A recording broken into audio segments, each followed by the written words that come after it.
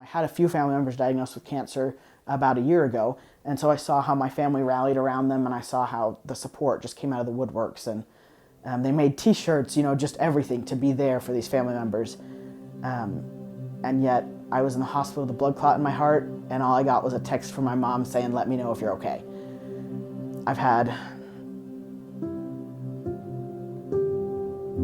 just not the support that a young person needs when they're given a diagnosis that very well could be terminal. And the only difference between me and the other family members is the fact that I'm trans. So it's unfortunate to have the people that I love willing to let me die without mending our relationship.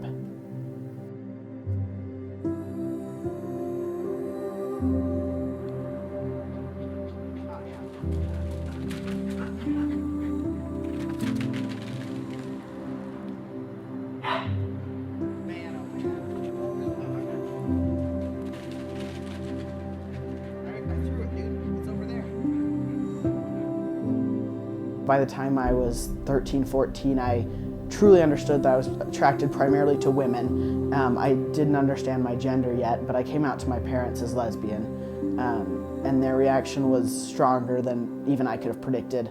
It started with smashing my phone with a hammer because someone had texted me and corrupted me in this way. And I think that the hardest part of understanding all their actions was knowing that they were genuinely coming from a place of love. They honestly thought that what they were doing was right and that it would be worth it in the long run, which is part of why I'm so eager to speak out and to help the other parents who are good intentioned, but they just don't know that what they're doing is so terribly, terribly wrong. So right now I'm a student at the U. I'm in their Masters of Occupational Therapy program. I intend to devote the majority of my career to research on resilience, which is essentially the study of why some people are able to power through tough circumstances when other people aren't. I've been in a lot of situations where I was exposed to violence and drug use and things that's very easy to become wrapped up in and never escape, and yet I escaped. And like many people, I have a lot of survivor's guilt, and I want to understand what environmental factors and personal factors allowed me to thrive even in that environment. And I think that when I understand that, I can kind of level the playing field for other people who are gay or who are minorities in any way.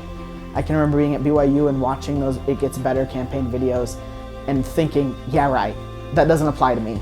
That only happens to some people. That's not realistic for my life. And I had a million reasons why it wouldn't get better, and yet here I am. I'm happy, I'm in a healthy relationship. I couldn't ask for life to be going better. I think that sometimes just waiting it out, even when you don't want to, then you can kind of see what happens. Life has a tendency to surprise you if you just decide what you want and try your best. While I was at BYU, I wrote a book that honestly was about my experiences, and then I wrote, the ending that I wanted for it. And I found a lot of power in saying, I can't help what's already happened to me, but I can make any ending that I want, and no one can tell me otherwise.